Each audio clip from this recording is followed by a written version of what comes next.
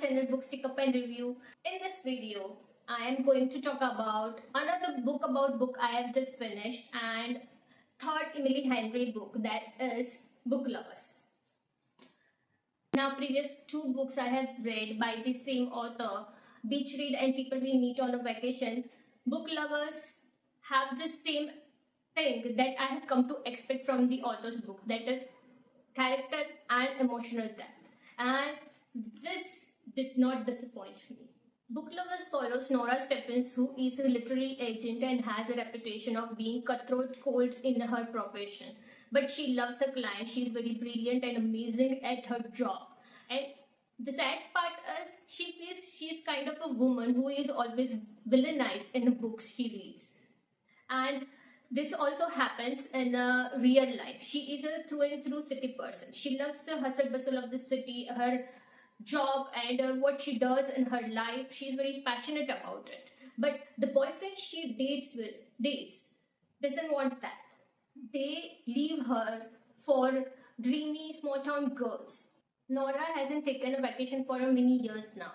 She has a younger sister, Libby, who is opposite of her. She's warm, she's lively, and she is very pregnant. Unlike her, she has found a love early in her life and she is pregnant with third child.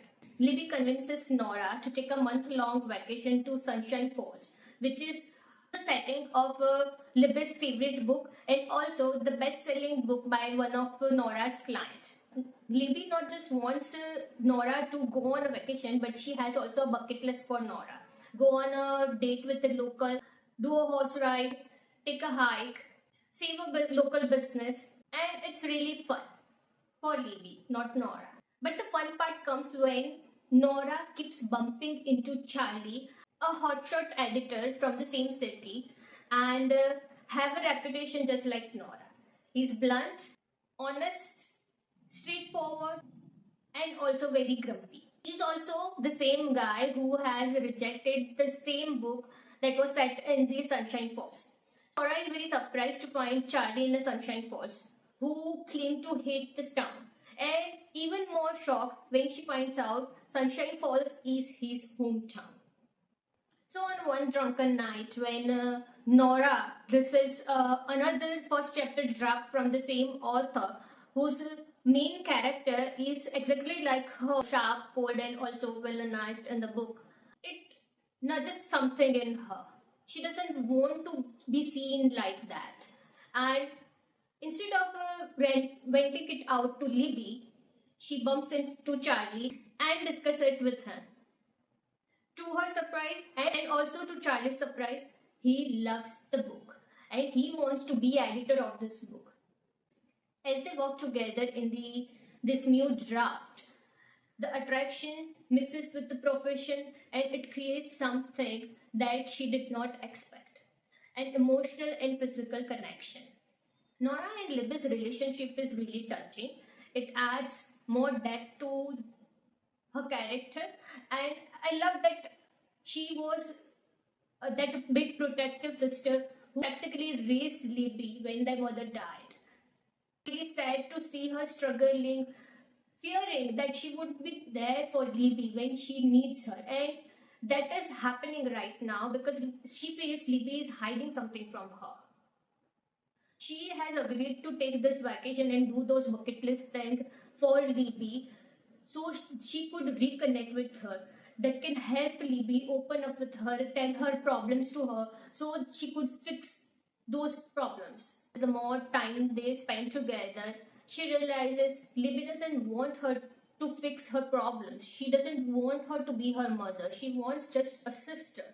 She wants her to be there with her, listen to her problems and just say, I'm here for you. As for Charlie, he too has that one vulnerability. As Nora and Charlie connects more, he opens up about his past, his childhood, made him feel like he didn't belong to the town. He's more free and open in a city than he is in a Sunshine Falls. And he is in the town for his family, even though he hates the town. His past childhood, his reason to be in the town, showed his different side of him. It also helped him connect with Nora even more. And I loved how he was with Nora. He understood her and loved her the way she was. All of it, that cold, cutthroat, literary agent side as well. And I absolutely loved that about him.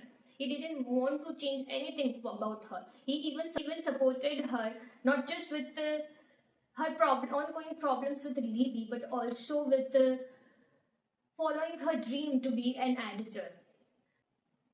There is that moment when Nora opens up about her past that clears the air why she didn't date seriously so far was really amazing. And the way Charlie was with her at that time, I was rooting for them.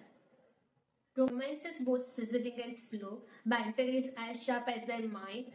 Both Nora and Charlie were so much alike, and it was amazing to see them working together, coming closer as they worked on the book. There were many moments between them that brought a smile on my face. Loved conversations between them that went from light to serious to heavy with so much depth. I was just rooting for them. I loved the climax. I was expecting Libby would reveal what she was hiding, but it turned out totally different from what I expected. It broke my heart for Nora. But by this time, Nora was more developed, not just in terms of being wise, but more in a understanding what she and people around her really needs. It definitely made her make a tough decisions, but I also love that she gets to live her dream. And both Libby and Charlie supported her for that. So far, the happy ending was a bit uncertain for them, but I knew as soon as Libby revealed her secret that how this was going to end for her and Charlie, and I loved it. It was truly satisfying. Overall, Book Lovers is heartwarming, lovely, funny, and emotional romance that is not just about love but also about family and learning that you don't have to fit into the mold of a tropes of romance books to have your ending. So that's it. Let me know if you have read this book or any book by this author, and don't forget to like, subscribe, and hit that bell button.